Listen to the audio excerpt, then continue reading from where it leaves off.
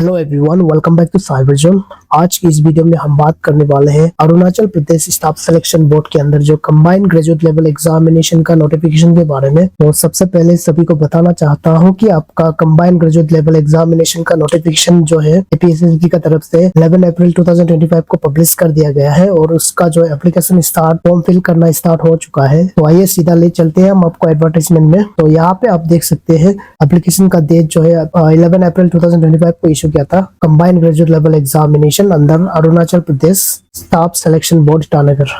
तो इसका अगर हम इम्पोर्टेंट डेट्स का बात करें तो अब यहाँ पे देख सकते हैं इसका एप्लीकेशन स्टार्ट हो चुका है 18 अप्रैल 2025 से। एंड इसका क्लोजिंग डेट ऑफ एप्लीकेशन यानी कि लास्ट डेट रहेगा आपका 7 मई 2025 अप टू 3 PM। और इसका tentative date of exam written examination रहेगा आपका 15 जून 2025 तक 25 को होगा। ये टेंटेटिव डेट्स है, सो मे बी चेंजेस हो सकता है यहाँ पे। And tentative date of stenography proficiency test यानी कि आपका स्टेनोग्राफी का जो प्रोफिशिएंसी टेस्ट रहेगा आपका 24 मई 2025 को। तो हम इसका पोस्ट और पोस्ट कोड के बारे में बात करेंगे और वैकेंसी के बारे में। तो यहाँ पे आप देख सकते हैं आपका जो post code 4/25 name of post जो है पर्सनल असिस्टेंट स्टेनोग्राफर और लेवल इन पे मैट्रिक्स जो आपका लेवल 5 का है जो कि 29,200 से लेकर 92,300 तक रहेगा। And name of participating offices और डिपार्टमेंट इस प्रकार है आपका पावर यानी कि electrical department, public works department, town planning, UD and housing यानी कि अर्बन डेवलपमेंट एंड हाउसिंग का है। और इस पे वैकेंसी का बात करें तो आप देख सकते हैं यहाँ पे अरुणाचल प्रदेश शेड्यूल ट्राइब के लिए आपका 2 पोस्ट खाली है और अनरिजर्व में पीए के लिए आपका सब में नील है यानी कि अनरिजर्व कैटेगरी के लिए यहाँ पे कोई सीट्स नहीं है। तो एपीएसटी का टोटल सीट रहेगा आपका 2+1+1 4 जो आपका टोटल 8 पोस्ट रहेगा आपका पोस्ट जो है। एंड पावर डिपार्टमेंट के अंदर में आपका 2 सीट खाली रहेगा एपीएसटी के लिए। एंड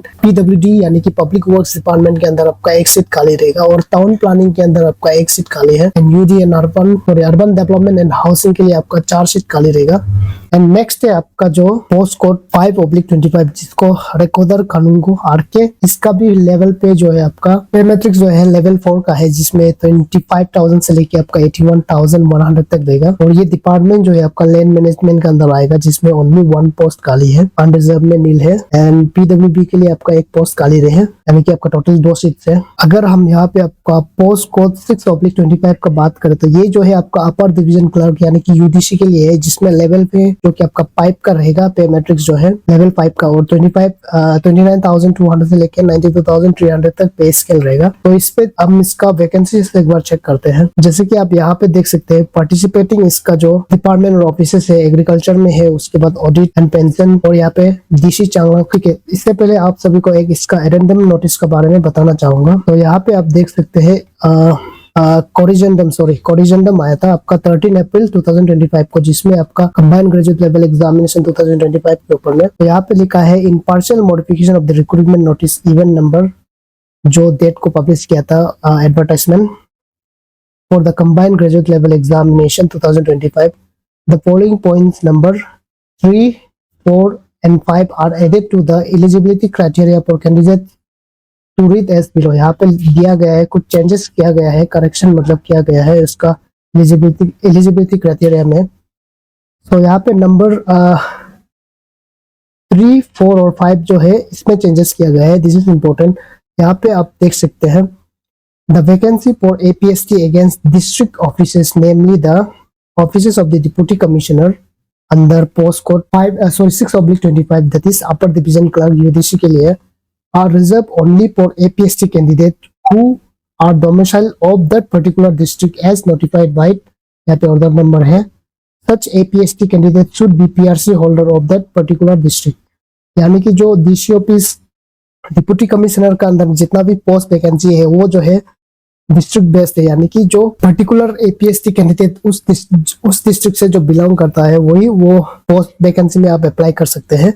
एंड आई थिंक वहाँ पे बहुत सारा अनरिजर्व कैटेगरी का भी है। एंड आई डोंट थिंक कि वहाँ पे अनरिजर्व कैटेगरी में पर्टिकुलर आदमी जो है वही डिस्ट्रिक्ट का होना जरूरत है। हम तो सजेस्ट करेगा आप लोग जो है जब अप्लाई करते हैं तो अनरिजर्व कैटेगरी में अप्लाई कीजिएगा, ताकि आप जो है डिप्टी कमिश्नर का अंदर जो वैकेंसी है उसको भी आप अप्लाई कर सकते हैं। मे भी पता अगर इसमें कुछ चेंजेस होगा तो आप लोग जो है उसको रेक्टिफाई कर सकते हैं। एंड यहाँ पे पॉइंट नंबर 4 में लिखा हुआ है UGC post reserve for APST candidate under other departments are open to all the APST candidate, यानी कि जो यूजीसी पोस्ट को 6/25 जो कि post reserve for APST candidate under the other department, यानी कि बाकी जो डिपार्टमेंट और ऑफिसेस में जो वैकेंसी है वो जो है ओपन टू ऑल है, स्पेशली फॉर एपीएसटी कैंडिडेट्स के लिए। And the vacancy in the unreserved category shall be open to all as per the above notification. तो यहाँ पे क्लियरली मेंशन किया है पॉइंट नंबर 5 में, the vacancy in the unreserved category shall be open to all as per the above government notification. यानी कि आप जो है जितना भी यहाँ पे डिप्टी कमिश्नर का अंदर जो कि पोस्ट कोड खाली है, यानी कि पोस्ट खाली है, उस पे जो है आप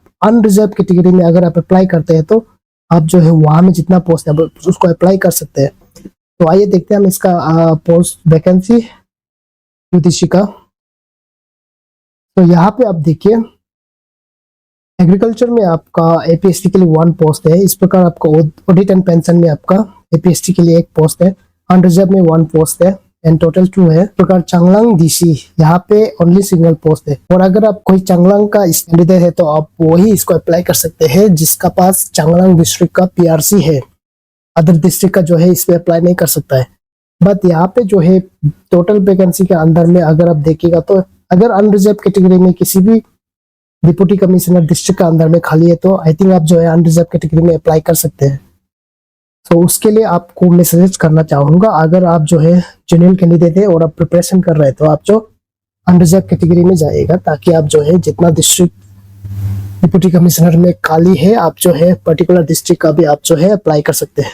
जैसे फॉर एग्जांपल यहाँ पे deputy commissioner east Kameng district, यहाँ पे दिया गया है आपका एपीएसटी के लिए 3 पोस्ट खाली है एंड अनरिजर्व में आपका 1 पोस्ट खाली है।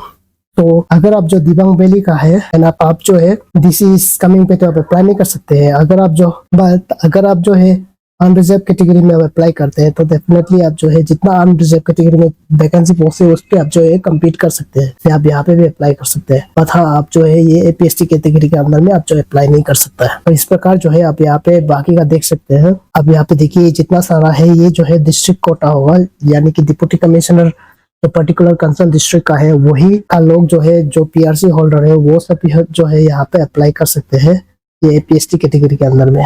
एंड अनरिजर्व कैटेगरी का तो आई थिंक ये ओपन टू ऑल है, anyone can apply as per government notification. अगर आप पास है तो आप इसको अप्लाई कर सकते हैं। तो अगर हम फिर इसका बाकी पोस्ट डिपार्टमेंट का बात करें तो आप यहाँ पे देखिएगा disaster management election, PW public health engineering and water supply, PWD यानी कि public works department, registrar of cooperative societies and secondary education पे यहाँ पे आप जो जितना पोस्ट कोड खाली आप देखिए यहाँ पे एपीएसटी के लिए यहाँ पे नील है, यहाँ पे आपको मिलेगा 1 अनरिजर्व कैटेगरी में। इलेक्शन का ऑफिस में आपको 3 पोस्ट खाली मिलेगा और के लिए तो आपका नील है एंड अनरिजर्व में एंड आप यहाँ पे देख सकते हैं health engineering and water supply में आपका जो है 1 सीट खाली है एंड यहाँ पे भी नील है। तो यहाँ पे 1 सीट खाली है, यानी कि 1 पोस्ट वैकेंसी है। और Arunachal public work department PWD के अंदर में आपका 4 पोस्ट वैकेंसी है एंड 2 अनरिजर्व में है। And registrar of cooperative societies में आपका 2 पोस्ट खाली है, जिसमें 1 सीट जो है अनरिजर्व का है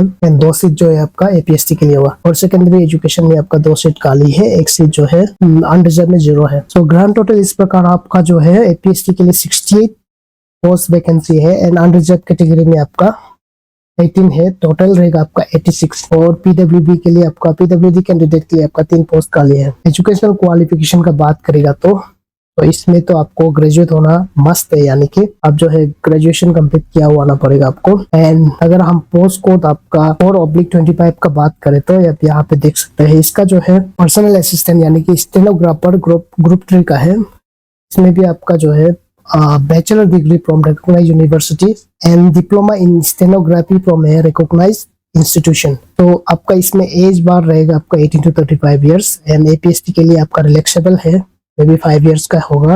और अगर हम जो है कानून को रिकॉर्ड रिकॉर्डर के लिए बात करेगा तो आप यहाँ पे देख सकते हैं bachelor degree from recognise university and age इसका भी आपका 18 to 35 इयर्स का है। इसमें एक सीट खाली है only for APST and age relaxable है एपीएसटी के लिए। एंड अगर हम जो है पोस्ट कोड 0/25 का बात करें तो अपर डिवीजन क्लर्क यानी कि यूडीसी, तो इस पे भी आप देखिए आपका पर्स है आपका एजुकेशन एंड अदर क्वालिफिकेशन में जो कि bachelor degree from recognise university and B जो है minimum 6 months diploma in computer application जिसको हम डीसीए बोलते हैं फ्रॉम ए रिकॉग्नाइज्ड बोर्ड और institution duly recognised by Arunachal Pradesh council for technical education या फिर एआईसीटी से आपका रिकॉग्नाइज होना पड़ेगा। एंड इसमें भी आपका एज बार जो है 18 से 35 इयर्स का है। एज रिलैक्सेबल है फॉर एपीएसटी। तो अगर हम जो एग्जामिनेशन फीस का बात करें तो आपका नॉन रिफंडेबल है 150 for APST candidate and ₹200 for unreserve candidates. आप जो है 200 पे करके अनरिजर्व कैटेगरी में भी आप अप्लाई कर सकते हैं। पीडब्ल्यूडी पर्सन विद डिसेबिलिटीज के लिए जो है फीस एग्जेंटेड किया गया है। तो बाकी का तो आप यहाँ से पढ़ सकते हैं। तो स्टेनो का प्रोफिशिएंसी यहाँ पे दिया हुआ है, प्रोफिशिएंसी टेस्ट में क्या क्या आ सकता है,